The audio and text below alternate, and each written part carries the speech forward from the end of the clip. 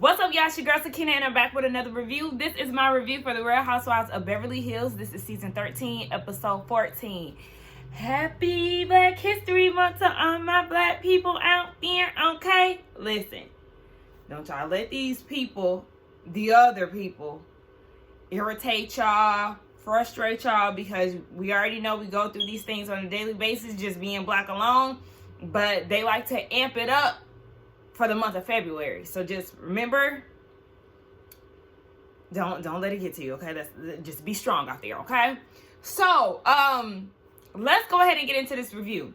It picks up where it left off last week. Crystal is on the side of the road. She's not feeling well. Her veins are getting big. So all the ladies are, surrounding her. We got the residential nurse here, Annalise, and she's trying to help Crystal out. They call the ambulance. And she has high blood pressure. So at this point, she has to go to the hospital. Now, Annalise is there to assist her, but she is feeling like it's very funny. Somebody was trying to downplay my profession, yet she needs my help. Annalise, let's get this together, okay? She wasn't trying to downplay your profession. What she was trying to do is gain clarity, because when she met you, you said that you are a doctor. Whole time you're a nurse. So there is a difference there. Yes, you're in the medical field. You're a nurse. That's a big accomplishment. Not trying to take away from that at all. But yes, there is a difference between being a doctor and a nurse. What she's saying is that you lied. Anyway, Crystal goes to the hospital. And the rest of the ladies, they go to this Catholic church. Erica's feeling some type of way because she still has this chip on her shoulder, because the ladies are not being very supportive to her in the way that she wants them to be about this earring situation. Erica, you're going to have to get over that. You're going to have to get over it. You're going to have to get over it. I'm sorry. I understand that you want the support of the ladies. They said congratulations. Just let it be that. Like I said, this is just too drawn out at this point. So I'm sure she's going to bring it up to the group. Like I said, I do feel like she should get out how she feels to the group. But after that, move on. So, they do what they do in the church. And then you see Kyle and Sutton. They're having a conversation. And Sutton said that a friend of hers had a dream of her dad. And her dad did say that he was tired, which is why he took his own life. And so Kyle said that a psychic told her that Lorraine just doesn't know what happened when it comes down to her taking her life. So, that is something that they have in common. A loved one did take their lives, and they take their own life, and they really don't have any understanding. But Sutton was telling Kyle, you're never really going to get those answers. So just know that she's at peace at this time. And Sutton told Kyle that she apologized. What'd she say? I apologize for not being a better friend. And Kyle was like, you are a good friend. It's okay. They exchange I love yous. This was a very genuine moment. Like I said, it just sucks now that they are taking a break from each other. So I'm wondering where things went left yet again. I'm sure it's something Kyle did, though. So they meet up with their tour guide and they go to get something to eat. Now, Kyle is telling Annalise, I think it's funny how, you and Crystal were going at it yesterday, and look at where y'all are now. And Annalise is like, yeah, I take my profession very serious, and the things that she said were very hurtful. But Erica is like, well, I'm sure in hindsight, a twist of fate, she won't be having those comments to make about you anymore. And Annalise was like, yeah, that's right. As long as Crystal's okay, that's all that matters. So, yeah. I'm just interested to see how this is going to go for the two of them once Crystal gets out of the hospital. Because, yes, everybody would typically normally be concerned when there's a health issue involved. So, once she's all good and ready to get back into the drama, is it going to resume or is it going to be resolved? Garcelle brings up to Dorit the whole Taco Tuesday situation, and Dorit saying that she felt attacked by Garcelle. Garcelle, I would say I was a bit confused as to why you brought this up again, because y'all already sat down and had a conversation. And I thought y'all were just going to move forward. You really don't care for her like that, so I don't really understand why this is being brought up again. But, Dorit was saying, I come from a different background from you, and yes, I want to understand your plight and things like that, but understand that, I do have a privileged background, but it wasn't always so sweet. Her dad is Israelis, and they used to get made fun of and things like that for being Jewish. But okay, I was watching somebody else's review. I think that was Nikki Star. Shout out to Nikki Star TV. I think it was her review when she was saying that Garcelle is a black woman. In a physical sense, she shows up black. Dorit, you show up as a white woman. You do. Nobody knows that you're European, that you're Jewish until you open your mouth and say it. That's a clear difference. Nobody is taking away from, any hardships that she may have had growing up. But like I said, it's two different things. It's two different things. Both experienced, hard times coming up. But like I said, Garcelle can't hide her blackness. She can't. Anyway, they, appreciate each other sharing their backstories, and they make up. But I just kind of feel like Dorit, she's an actress to me. I don't believe anything that she says. Honestly, I don't. And if you really felt like you wanted to progress with Garcelle, then you wouldn't be trying to make digs at her with your Instagram captions talking about I'm in my bubble and all that. Girl, yeah, no. Dorit, fuck off, okay? So they all have to leave dinner because later on they're having guests over at the house. Sutton is bringing one of her friends from the dance world to the house. And on the way back, the ladies are trying to shop, but Sutton won't let them spend their money. So Dorit and Kyle run off into this antique fan shop. And I was like, okay, y'all just buying stuff, because the fans that Dorit was showing, I was like, girl, this ain't cute. You just hoarding at this point, because there's nothing fascinating about these fans. And yeah, these broke allegations about Dorit, I don't know, they're just really telling, because she has not shown up fashion wise all season. Girl, what are you wearing? Your hair's not done. Girl, you sound like somebody got a budget. Crystal is back. She's at the house when the ladies get there. She's very grateful that Anna Marie helped her out. And, she was very shaken up by that, because she has a history, her family has a history of high blood pressure and hypertension. So her dad had already informed her on the signs to look out for a stroke. So she was very scared about that. She got emotional with the girls and in her confessional. But, she made it to the other side. So that's good. Now, the ladies are preparing to get ready for the dinner that Sutton has set up with her friend. And they're doing papaya making. Something, okay? It's something everybody is excited about, pretty much, with the exception of Erica Jane.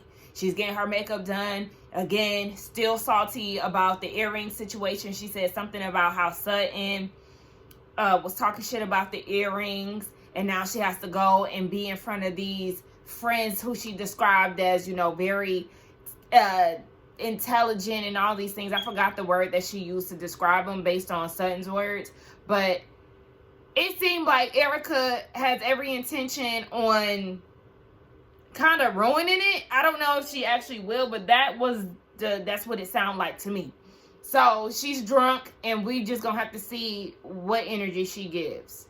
Now they get to this cooking. I don't even know, because it's like, I guess they were supposed to be trying to make some type of food, but it looks like they were just watching the man cook. The chef Storm, his dad is the chef of the night, and they're making this food together, and the ladies are watching and mingling with Sutton's friends.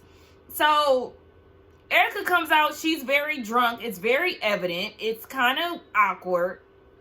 And they all gather around the table. Dorit is sitting next to Trevor, Sutton's friend, and she's like, tell me all about Sutton. So we get a little back history about Sutton and, life in New York when she danced and all of this. So the dude was like, oh yeah, Sutton lived in Brooklyn. Erica's like, Brooklyn? What a dump. And Kyle was like, shocked but also entertained. So she was like laughing a little bit and was just like, girl, okay.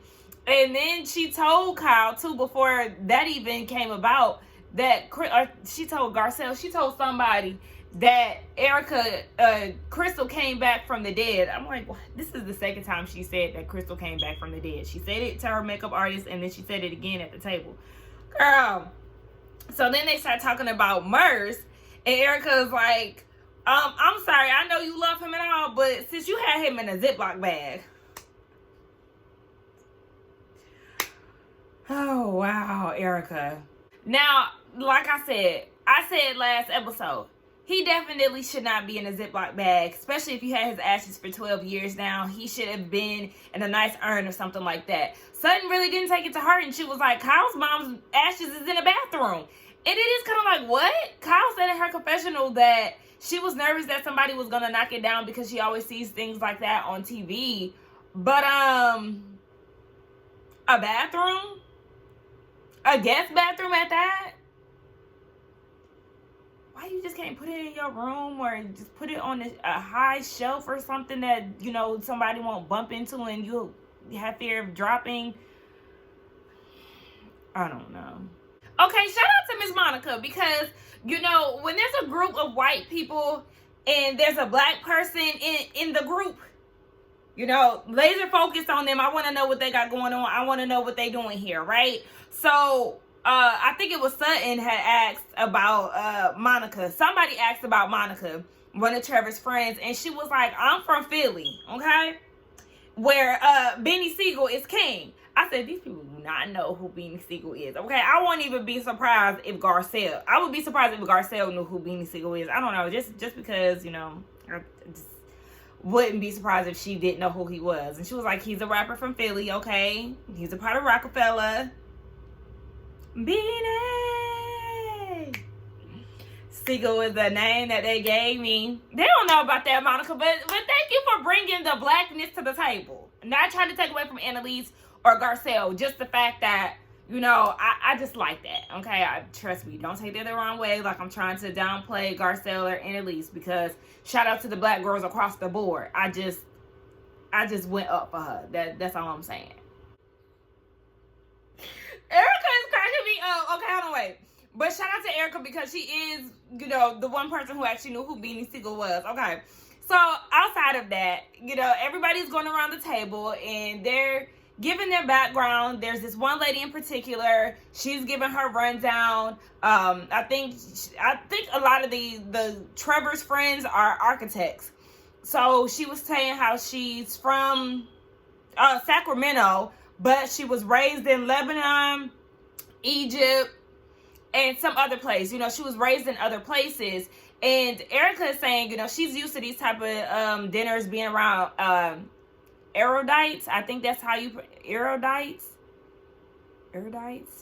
Listen, okay, listen. They like to talk and get facts and all of this stuff. So she's used to this because of her ex-husband. But she didn't go to college. She just has a high school, you know, diploma. But being in these situations, she know a little something. So she was really feeding off of the lady in the conversation, and they were, you know, going back and forth. And everybody is impressed, like, girl, Erica, where did you, like, how do you know all of this stuff? What's going on? And she was like, listen, it's a long story. So Sutton pulls out Murs, and Erica was like, there you go. Murs in a purse.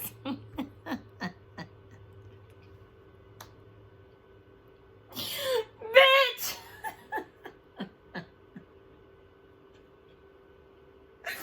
Drunk Erica is a mess, but very entertaining at the same time. She is definitely giving us entertainment and intellect at the same time. And I can appreciate that. So the girls are getting prepared to go to this, I guess you could call it a ceremony of Sutton releasing her friend's ashes. And she just breaks down. She breaks down. She's freaking out. Kyle walks into the room and she sees her and she starts consoling her, like, what's going on? And she was like, she doesn't want to, you know, release these ashes. It's just a lot for her. A lot of it is wrapped up in her dad. She said that they released his ashes in Texas, but they all had their own individual ashes left of him, and she lost them. So she moved around so much, she lost them. So releasing Merce's ashes is making her think about her dad and, just how upset she is for losing his ashes. And then she said her marriage is also wrapped up into this. She has a lot of suppressed anger regarding that. She said that when her and her husband were going through at the end of her marriage, they agreed to separate, go to couples therapy, and work on their marriage from that. Once they separated, he ended up filing for a divorce, and she was mind blown. She was taken aback. She was thrown off because that wasn't the plan. And here he go calling her, talking about you need to get an attorney. So now he's also moving. Remember, I think he's moving to London or something, and she was like, it's only her. The three important men in her life, are no longer a part of her life. So she's just by herself, and she feels like the 52-year-old Sutton needs to go back to the 24-year-old Sutton that moved to New York. The girl who was doing it for herself. And that's a lot to deal with. Sutton definitely needs to go to therapy, work out her issues.